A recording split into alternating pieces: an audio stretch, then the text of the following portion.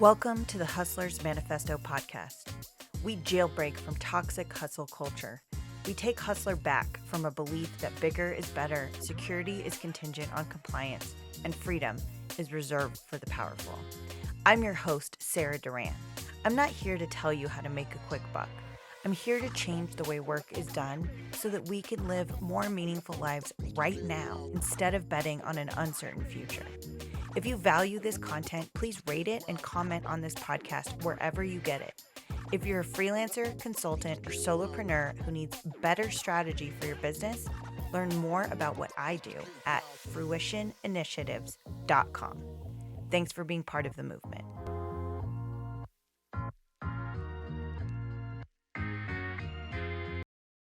Hi, Joe. How's it going? I'm great. How are you? Doing awesome today. Awesome. I'm super excited to dive into this conversation with you. And we'll start off with just the three questions that we ask everyone at the top. Who are you? What is your work? And why do you do it? Yeah, so who I am, I'm a father of two awesome daughters that are 9 and 12, and they get a lot of my attention. I have very much primary custody of them, so that fills up a lot of my time. I'm also a person that likes exploring humanity and just like what it means to be human and dig into a lot of esoteric things. I like stand-up paddleboarding, and for work, I get to podcast about mental health issues. I started a counseling private practice back in 2006, and realized I had no business skills in that area whatsoever. And so there were no podcasts about the business of private practice. So I started one mostly so I could just interview people that I should be paying to get their tips, but I just interviewed them for the podcast and then would write about it or talk about it. And was able to grow that practice and sold that in 2019. And now I podcast and consult and have membership communities to help people build thriving private practices they absolutely love. A lot of us are taught that if you make money, that's a bad thing in the social work world. And to me, I want people to be able to thrive, but I also want them to love what they're doing, that they shouldn't have to have some salesy, slimy practice to feel like they are creating a business they love. And why I do it, I think that we all want to have better lives and good mental health access is part of that. And so looking at just how tough sometimes it is to even just get a phone call back from a therapist when you're hurting just isn't okay. And so helping build a group of therapists that are doing it right and giving people jobs and giving people better mental health access, to me is my little small corner that I can help affect the world. I love it. I think it's so interesting. I have got to bring on a couple people to the podcast or be on their podcast of people who run these like niche communities for specific types of practitioners or solopreneurs or whatever, entrepreneurs, whatever it is. And I always love meeting people who have focus in this specific area, but you're bringing them this like skill set and this mindset that is like an entrepreneurial mindset, but like specific to this like niche group that you are super familiar with. I'd love for you to tell us the first thing I'd love to talk about a little bit is like what do you feel are the things that entrepreneurs should be thinking about for their own mental health? So like taking Yeah. it like up like a meta level a little bit. I obviously you work with counselors and practitioners who are helping individuals deal with their mental health issues, but and Lord knows I like to be 100% transparent about I've had plenty of struggles and battles with mental health myself over the years. But as you're working with them, like how does that translate to how you're helping them think intentionally about themselves as entrepreneurs? Yeah. So I think one thing that I also didn't note in the intro was I wrote a book called Thursday is the New Friday. That's all about the 4-day work week. And so a lot of, I think, this conversation may revolve around some of those things I covered in there. And one of the big things is that the neuroscience points to that our best ideas don't come when we're stressed out and maxed out. It's when we slow down. It's when we're taking a shower or going for a walk or just allowing our brains to rest for a little bit. With that in mind, a therapist's best work isn't going to come when they're at the edge of burnout. So starting with slowing down is usually where with most of the people that I work with, we look at and say, where are you working right now? How much are you working? Is that in line with what you want out of life? And then we can start to look at if we were to shrink your week a little bit more, what would be the things that you have to put time into? Parkinson's law says that work expands to the time that's given. And so if we give it a week to work on something or a month, we're going to take that time. But the other side of Parkinson's law is the natural bloating of systems. he noticed that in the British Navy, that anytime any sort of sign off or paperwork was put into the system, it was near impossible to pull it back out.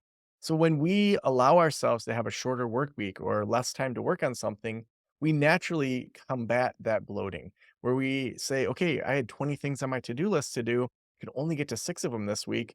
Maybe I should question those other 14 things and why I'm even doing those or putting pressure on myself to do them. If these were the most important 6 things, maybe I should just do those all the time. So it starts to help you think through what is the best work? What's the best time of day for me to work? What are the best ways that we can use what we're learning from neuroscience to be able to do good work, but then also to have very clear boundaries around when we shut off and when we're going to stop and we're going to allow our brains to bounce back. That resonates with me so much. Something that I've been thinking about a lot going into 2024 is how can I do less better? So instead of adding things, really, it's like taking things away. The analogy that I like to think about is I think is Michelangelo, where he was like, the statue lives within the stone. So the process of making the statue is pulling away the superfluous things so that you're getting to the core of what's there. So you're not adding things to get better, you're taking away things to get better because your best self is in there somewhere. So it's more a process of stripping away than it is a process of adding things on. I think it's the other thing that I'm super curious specifically about the specific types of like people you work with in your community are something that I come across a lot with different type. There's obviously so many different types of entrepreneurs, solopreneurs that do different things and have different business models. And something that I bump up against sometimes is people who operate in practices where it's a very one-on-one, your time to the client type of activity. And to a certain extent, all service providers, I think that's true of them, at least in the beginning. But I'm thinking about, like, people I've coached in the past, like, for instance, like, a massage therapist where it is literally, like, her hand with that person out day in, day out. And I would imagine that there's probably a leap with some of the folks that you work with where they go from being like, "I am doing one-on-one practice and counseling and therapy with my client," to how are you thinking about developing a business so that you're scaling that? Because I would think that a lot of the times, and this is true for everyone, you're bumping up against, I feel like I'm the only one that can do that. Is Mhm. that something that you run across with your clients too? Yeah, I think the natural progression is someone starts a solo practice. They may then add an executive assistant to take phone calls or schedule things. And then pretty quickly, as they get full, the question is, what am I going to do with these people? I feel like I'm leaving money on the table and my modality people like. So they add a clinician in or two and then eventually grow into a group practice. I think that there's people, though, that say, I don't want this big scalable practice. And so then what do we do with them? So you take the massage therapist that you're talking about. I think there often is this fallacy that the only thing of value I'm offering is this massage. Like, why do people come for a massage? It's not just for the massage, it's the feeling after. It's the lead up of, okay, if I can just get to Friday, I'm getting a massage and I'm going to treat myself. So it's something, it's like a bonus to yourself. It's that you want to feel like you're taking care of yourself. So then if we just say, okay, let's take a step above the massage and say, like, why are people coming to me? They want to feel relaxed. They want to feel whole again. Are there any things before a massage that I could add on as a product, an e-course, a automated text message, anything that doesn't require my particular time to do that can also tap into that? It could be a daily affirmation. It could be something else that could be that you negotiate deals with the local food co-op. I don't know. There's all sorts of creative things that you could do that offers value around that healthy living that you're offering as a massage therapist. And then what's on the other side of that? So we call this the sandwich approach. So what's before your service and what's after your service? So what's on the other side of it? When they're done, what can be done that can increase value? So even if you don't charge for those products, now you are a more valuable massage therapist because you then have all these things. You can charge 250 per 90-minute session instead of 150 like everyone else because people are like, "Oh my gosh, she has coconut water." Like, why do you think that the spas have cucumber water with basil leaves in it? It costs like 25 cents to cut up a cucumber and throw it in a bucket of water. But people are like, "Oh my gosh, I love their rose water that they have there." It provides a certain aesthetic that makes it feel fancier. So when you look at like the reason that people come to you, there's so many opportunities there to either have things that enhance the overall perceived value or to actually have things that people may want to opt into that are products outside of just that massage.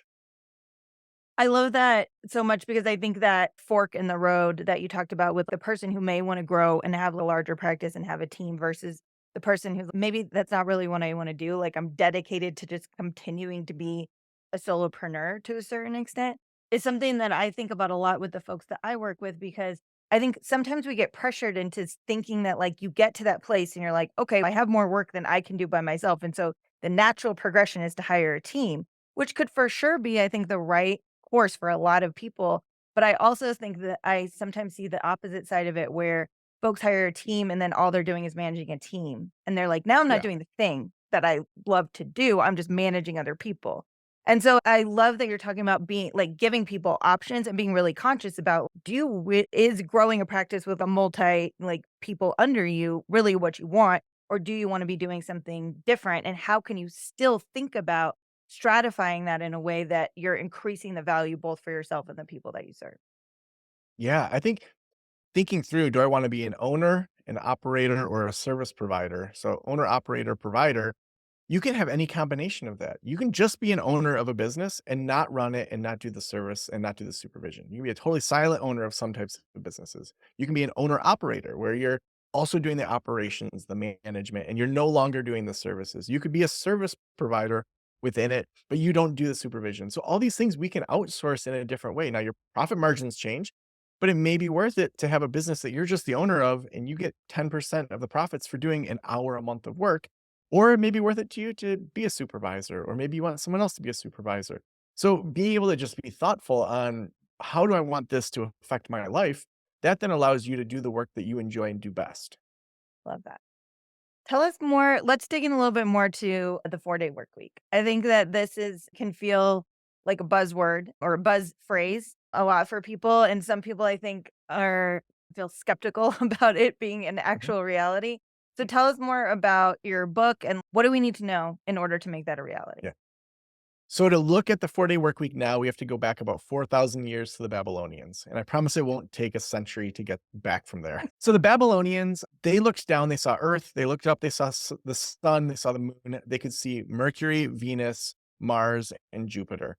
And so they saw seven major celestial things. And so when they were in nature, they noticed that the Earth, it took a day to go around and to have the sun come up and down. It took about a year to go around the Earth, and that the months were loosely associated to the lunar cycle. But there's nothing in nature that points to 7 days in a week. So the Babylonians made up the 7-day week. It's completely made up. There's nothing in nature that says 7 days. In fact, the Romans had a 10-day week. The Egyptians had an 8-day week. As recently as the 1800s, the Russians were trying out a 5-day week. So just the week itself is completely arbitrary. Humans invented the week. So this thing that we think is set in stone was made up. So now let's look at how the average person was working up until the late 1800s. Until the late 1800s, the average person was working 10 to 12 hours a day, 6 to 7 days a week. So for most of human history, people were working a farmer's schedule. They're working all the time. And it wasn't until 1926 when Henry Ford started the 40-hour work week at Ford that it really took off into something that was bigger than it had been before that. People would protest, people would say, "We want less work hours," but nothing really stuck until 1926, and Henry Ford wanted to sell more cars to his employees, and so he started the weekend. It was literally, if they wanna get out of Detroit, they'll wanna do that faster, and so it was an effort to sell more cars to his own employees that he gave people a weekend. So that then took off, it was embedded in law, but let's think about that. Less than 100 years ago, the 40-hour work week started. So that means that the World War II generation was the first real generation that experienced the 40-hour work week.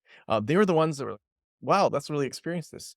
Baby boomers were then raised by that generation. So millennials and Gen X, we're like the second generation that has experienced the 40-hour work week. I get this question a lot of, isn't this just like another buzzword? Like the way that we have decided to work as humans has shifted and changed forever. And this 40-hour work week that we feel is so embedded in what is humanity is a couple generations old.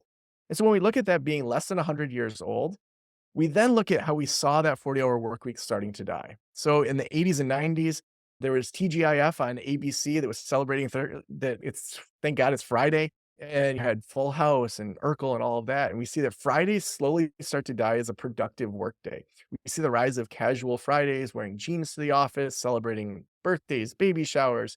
And then really the pandemic that came in 2020 was the final nail in the coffin for the 40-hour work week.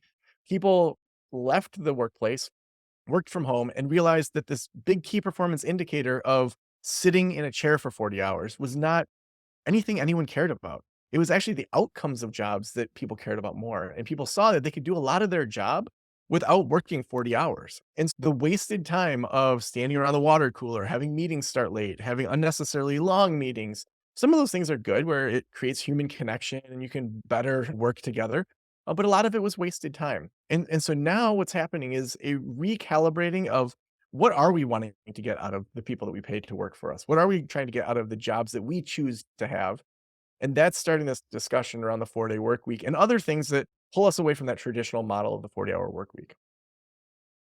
So, A, I love that really long-term view because I think always, not a lot of times, like, always we are limited to, like, our own bubble of perception, right? And like you said, for us, it feels like this has always been the way that things have been done.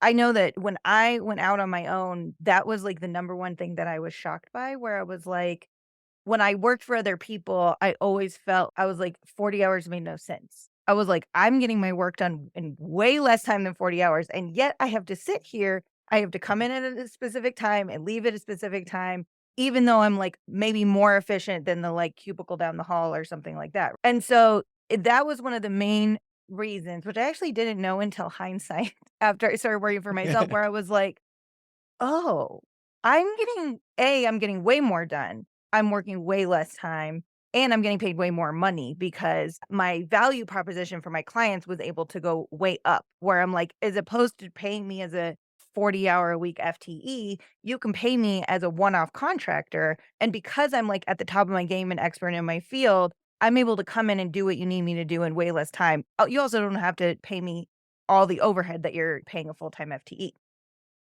So I think that is, like, the framing that you just gave around, like, that we've been conditioned to a certain extent to think that this is just, like, the way things should be is super interesting, and I'm as you're saying that, I'm really curious of how you I don't know when your book came out, but how have you been thinking about the way work has continued to shift, like, post-COVID?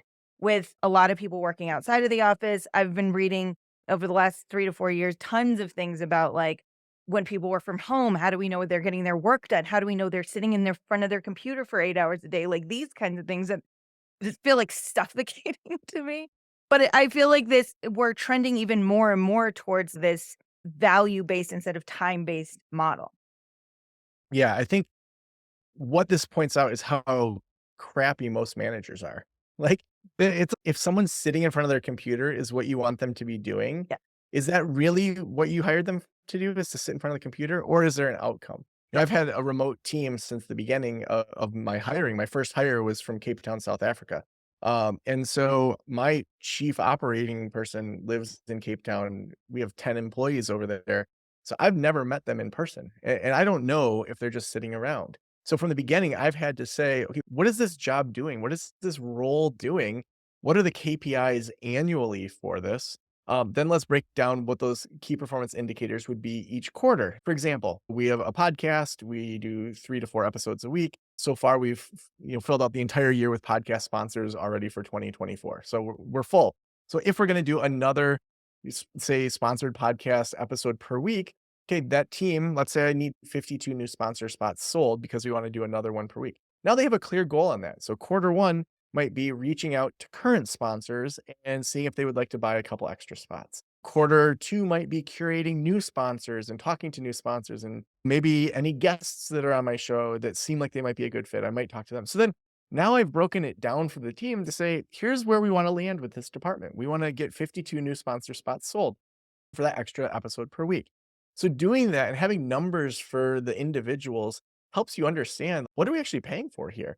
And I think what a lot of this points to is that most managers didn't even know why they were in charge of these people. It was they come in, they do a few things. How are we actually measuring success? And then we have an annual review, and you're not supposed to give yourself an A on everything, but you're not supposed to give yourself an F on everything. So you give mostly A minuses and a couple B pluses, and maybe one area that you say, I could really use some improvement in this area.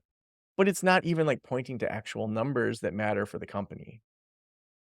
Yeah, I think you're absolutely right. It's and that's another, like, thing that I'm more zeroing in on with the independent worker or the solopreneur is that, like, your effort is your effort. Like, it's not getting diluted, it's not getting covered up. You're not able to hide. Like if you say you're going to do something, you have to do it, right? And we're not paying you based on like hours sat in front of a computer, which I think like true to your point, truly good managers and truly good, I think workers in general operate from that mindset no matter what. But I think to a certain extent, a lot of the systems that we work within are set up to make it feel like we're getting compensated for our time and not compensated for our outcomes, which I think creates inverse incentive scenarios where you're like, have people, especially in this, like where lots more people are working remotely, where it's just mouse wiggling. So they just look like they're still logged on instead of actually doing the work. I remember seeing a guy during the pandemic that he had taken a fan and took this dowel and just attached it to his mouse, and Yep. he was like, "How?" It's that's exactly what you're saying, is that, Yeah. there's no people haven't defined what this role is about. Yeah, absolutely. The other thing that I think you said in the beginning, and I wanted to just circle back on it, coming back to this 4-day work week concept is Parkinson's law and work expanding to the time that you have allotted to it. So if you actually only have 4 days a week, or in the way that I talk to solopreneurs about it, I'm like, you can define that however you want. Maybe you have 4 hours a week. Maybe you have 10 hours a month, whatever it is. It's about figuring out what can fit in that time span. And doing that actually puts these constraints on you where you really are forced to think very intentionally about what you are spending that time on, as opposed to just having 40 hours that you can do whatever you want with. Yeah, I think that for yourself, if you're the solopreneur or you're growing a business, to think through what do I have to do to keep the money coming in? And so for me, we've got our membership communities, we've got consulting, I've got the podcast. Those are obligations that I have to the sponsors or to people that have already paid us for their monthly membership. So I need to keep doing that or have our team keep doing that. So what's already on my plate, and then making sure that if my plate's full, I question whether or not all that's on my plate needs to stay on my plate, or could I outsource it or eliminate it? Can I give it to a team member? Can I hire someone to do it? Or should I just stop doing some of the things that I'm doing? So really evaluating through what's on my plate. And then having something that we're gambling on. So what's that big risk that if it takes off, it's going to have a huge reward? So often we just grow incrementally by 5% a year, 10% per year. What about the 100% growth? What about the 500% growth? Those things that are really gonna be multipliers. So, like, if I was to reverse a few years, I was doing mostly one-on-one consulting work, had a couple other consultants that worked for me, so I was scaling some of my time. I had a handful of mastermind groups where people were paying. I was making probably about twice what I was making in my consulting hour by having the mastermind groups. But then we started a membership community where people pay anywhere from $99 to $150 per month to be a part of this community to get good education on how to start and grow a solo counseling practice. By now having 200 plus people in that are paying, I show up a couple hours a month to provide them content, or I have a videographer I've contracted for 4 hours a month to have high quality video recorded into courses that they just get access to. So it's like Netflix where you just keep creating this content, but the actual time I put into this thing is probably 5 hours a month, but we have 20 people paying between 100 and $150 a month, depending on when they came in. And so that then gets more scalable. That allows me then to make more creative things. And then I'm outpacing any competition because I'm just doubling down on those things that are working and those things that are expanding to reach more people. How do you so I wanna go back down to, like, maybe the more, like, beginning level. Because I think that again, there's stair steps of this journey, right? Where you can't totally see what's possible at the next step until you've climbed a couple more up. As I continue to grow my business, I'm thinking about things now, which, like, 5 years ago, I wouldn't have even thought were possible. And so I'm curious of what kind of advice you would give someone, maybe not someone who's quote unquote just starting out, but they're like maybe a year in, maybe 2 years in. And I'm thinking of maybe someone in like a type of person in your membership group, or like a solo practitioner, or the advice that would translate over to a solopreneur. But like, how do you start to think about narrowing down your effort to be focusing more on those things that are the highest leverage activities that you want to be doing in order to have kind of that exponential effect? Yeah, that's such a great question. So I always start slowing down. So looking first at your life to make sure that you're not maxed out. And so peppering in some things that can help you just remember you're a human and you get to be here. So start there. Then I would say if you already have a bit of an audience, we have this thing called the 3P process. And so getting on a phone call with about 20 of your ideal clients. And if you have some connections, you're going to ask 3 questions on this call. You'll start by saying either via email or on Facebook or Instagram, "Hey, I'm exploring building some products. I want to talk to people that are following me. If you're willing to give up 15, 20 minutes of your time, you may be able to influence this product. This is not a sales call." So you're very clear. I'm just gathering information at this point. Would you be up for it? So you want to have people that really are your ideal people you love working with. So you may handpick them, you may put it out onto social media. So get 20 people to have at least a 15, 20-minute conversation with. First question is, how do you describe the pain around the specialty? So for me, it's, okay, you're starting a counseling private practice. Tell me how hard that is. What's that pain like to start it? And so they may say things like, man, I went to grad school and I have a PhD and I'm an expert in anxiety and I have no idea what a profit and loss statement is. I feel so dumb, but I have a PhD. So they're explaining, it seems so confusing, but I know thousands of people have done this before me and I feel like I'm starting from scratch. So I'm now getting good copy on just what does my ideal client say about the pain? And so I'm going to then potentially use that in sales pages or in micro social media marketing. The next P after pain is the product. So we're going to reflect back on that pain. So you just told me you have a PhD. Sometimes you feel stupid. You want to build this private practice, but you just don't know how. It feels confusing. So you're reflecting it back.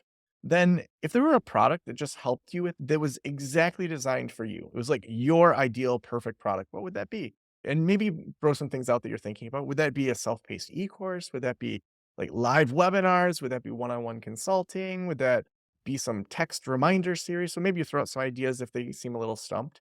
And then ask them what would be in that. So in that course that's on starting a practice, like what would have to be included in that for you to feel like it was your ideal product? So then they walk you through that. The last P is then the price. So what would you pay for that product? So reflect back the pain. You said this is how you're feeling. You had designed this product. If that existed, what would you pay for that? Oh man, I'd pay $199 for that. Okay. And then double that price and say to them, okay, say it was $400. What would have to be included in that in order for it to be a no brainer decision for you? Because then you really get to the root of it. If they just said $200 for an e course, and they're like, honestly, if I had a 15-minute coaching call with you to just help me get started, like that would be worth an extra 200 bucks. Okay, so people really like coaching calls. So what this does is you're then having them design the product. They're then giving you validation around it. Next, you want to email all of those people that you just talked to and say, hey, I've decided to do whatever that product was. This is what I heard the pain was. Here's the price point that we're going to be selling it at, but we're going to give you 50% off, 25% off for being an early adopter, beta tester, whatever words you want to use. If you want that, here's what the next 3 months are going to look like. Month one, I'm probably going to fumble around a bunch. I'm going to screw things up. You're getting a discount, so hopefully you're patient with me. By month 2, we hope to have released all these videos. In month 3, we'll probably do a couple live events just to recalibrate. But once it's set, you're going to get lifetime access to it or whatever you decide. So what this does is it allows you to kill any products before you put a bunch of time and energy into it. So at the beginning, if you don't have 20 people that will talk to you, you have a dead audience. You have an audience that's not going to buy a product. So you better not be putting your time and money into creating a product. You need to have more engagement from your audience. Then if people are talking to you, are they aligned with what you like or what you want to do? So if your whole audience is telling you stuff that you're like, I don't want to make that, good, we better kill that idea now before we get too far down this line. Now, what about when we get to the price? What if you have a bunch of cheapskates? They're like, $14 is all I'd spend for that. When we did this for Next Level Practice, our membership community that we for a long time were selling at $99 a month. It's now, I think, $159 a month. We initially opened it up at $55 a month. I went into those discussions because we had this product that was a $17 one-time fee for an automated email sequence. I was thinking the next step after that would be like 20 bucks a month. But people over and over said for the cost of one counseling session, like 100 bucks a month or so, like that would totally be worth it. So I would have left $80 a month per person on the table if I hadn't had this conversation. The last step of then emailing them and saying, "Hey, like I just went through this whole process. This is your exact product. Be our first person. Say people don't sign up. Again, you can kill it because your people that are the biggest, hottest leads didn't buy. They didn't pull out their credit card. So you can recalibrate all of those steps. I love that so much. It is such a perfect step by step, really simple process. It's something that I do something adjacent with the folks that I coach. I call it a listening tour, which is basically exactly what you're saying, where I'm like, if you haven't talked to how you don't know if it's gonna work unless you go talk to the people that you're trying to sell it to, which, like you said, serves so many you're validating your idea every step of the way. It's like instant networking, it's instant buy-in, because the other thing about that I love so much is that people really, at the core fundamental level, they wanna be listened to. They wanna be heard. They wanna be sold to, they don't wanna be talked at. They wanna be listened to, and so you're building this really natural, authentic empathy with people really from the get-go, and checking all these other boxes where you're, like, doing your market research, writing your copy at the same time. I love that. I love those 3 Ps. It really breaks it down in a super simple way to be able to I went validate an idea like that. I went through this process with some of my higher end clients, and a lot of them had been talking about podcasting. And I thought I think I was at like episode 300 at that point and had the whole team and stuff. And I was picturing they're going to want some sort of self paced e course on launching a podcast. And I had already bought podcastlaunchschool.com and thought, okay, like I'm going to just validate this just to go through my steps. And I went through this process, and the pain was what I expected, but the product, almost everyone said, "I don't have time to do all the back end. I just need some done for you program." And I'm thinking, "My God, this is gonna be so expensive to hire sound engineers and show notes people and transcribers and all this stuff." And then when I got to the final P, I was picturing like a $500 e-course. I said, "How much would you pay for a done for you podcast?" And almost universally, they said between 18 and $20,000. And I was like, "Are you kidding me?" So, I sent out the email and said, "We're opening 4 spots." That same day, I had a 50% down. So that same day, we had 4 spots for 20K each and had $40,000 extra in the bank just from that. And then I hired the sound engineers. Then I made the system scalable, Yep. made sure they knew you're not gonna launch your podcast in a week, and this is gonna take some time. And then we built that system out, and then we made an e-course about what we had worked out with those high-end clients. There was that cheaper process, but we learned so much with those high-end products that I never would have even tried to launch something like that. Yeah. The validation like that is everything, because you fundamentally don't know unless you've asked them. I think we can often make the mistake of just thinking and creating. A lot of creators just think and create in isolation. And to a certain extent, you obviously know your audience, but until you're like really intentionally doing that type of validation of a product or an offer, you can miss the mark almost every single time. The last thing I would love to ask you about is being a parent while running all of these ventures that you have. I have a 5.5-year-old, 5 and 3/4 now, I would say. She's getting closer to every day. And I had gone out on my own as a freelancer before I had a kid, but she definitely fundamentally changed the way that I look at, I mean, everything, right? Time, money, like, fulfillment, all the things. But I'm curious, in just in this journey that you've been on and having your 2 kiddos, what would you say, I wanna say, what is your biggest piece of advice for entrepreneur parents? But I think it's deeper than that. I'm curious about, like, how being an entrepreneur has shaped the way that you parent, and how being a parent has shaped the way that you run a business. Such a good question.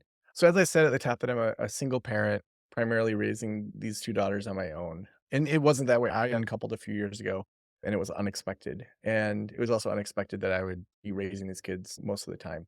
So I think that some of the things that I've held throughout, so one concept that I thought through was how when we leave childhood, there's only a handful of things that we really retain from our parents. So my parents, as young as I can remember, I had to save up to buy things I wanted. In second grade, I wanted a skateboard, and I had to water the neighbor's garden to make money. And I'm sure my parents like gave the neighbors the money to give me, but like I had to work to make money. Like that was a priority.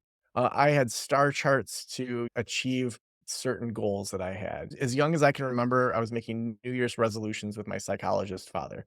So a lot of that was good. A lot of that was like I had to undo in therapy and realize that I'm not just what I achieve. Um, but and there's a lot of other things that my parents gave me. I was hugged a lot as a child. They even had a sticker on their beetle bug that said, "Have you hugged your kid today?" So like touch is something I definitely have taken out of my childhood experience. So there's a handful of things that your kids are going to take into adulthood. And so for me, thinking through what do I want them to take? Because if I'm not intentional, they'll just take whatever they want to take into adulthood. For me, one thing that is always gonna help them, whether it's in the business world or social world, is being able to talk to anyone.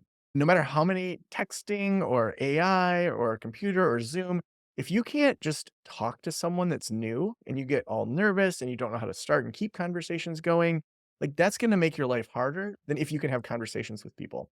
So that then informs how I do my parenting. So if we go to my partner's parents' house, they're in their 70s.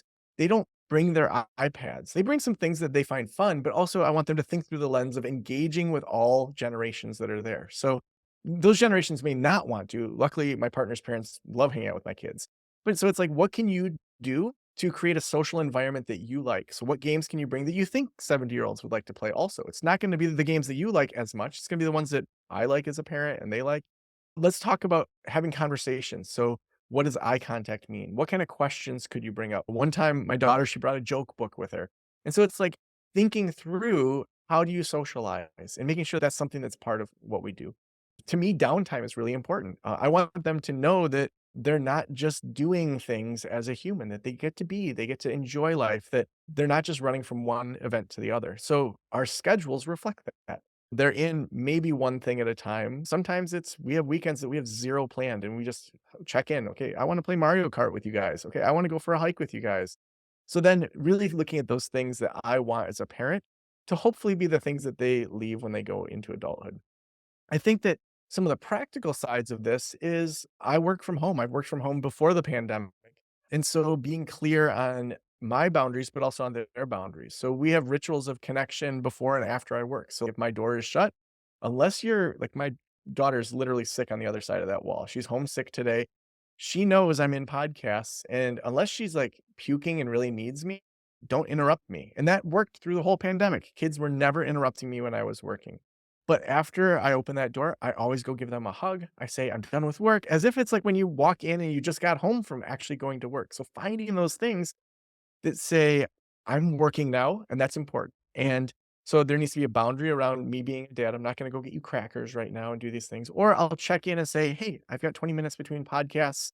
Can I get you anything?" I went and just grabbed her lunch and water and helped her with some medicine. So to me, those clear boundaries, clear definitions, and clear outcomes help me and them know what's expected out of the relationship and also helps me hopefully move towards the kind of outcomes that I want as a parent. I love that. I think that is the perfect place to leave it. I love to leave it on a note of outcomes for personal connections and raising better humans. Thank you so much for talking with us today. It was a real pleasure. Tell us more about where everyone can find out more about you. Yeah, thank you so much for having me today. This has been so much fun. The book's Thursday is the new Friday. It's available at all bookstores online. HarperCollins published it, so it's everywhere. So wherever you get your books, I'm sure your local independent bookstore would love to, have you go there.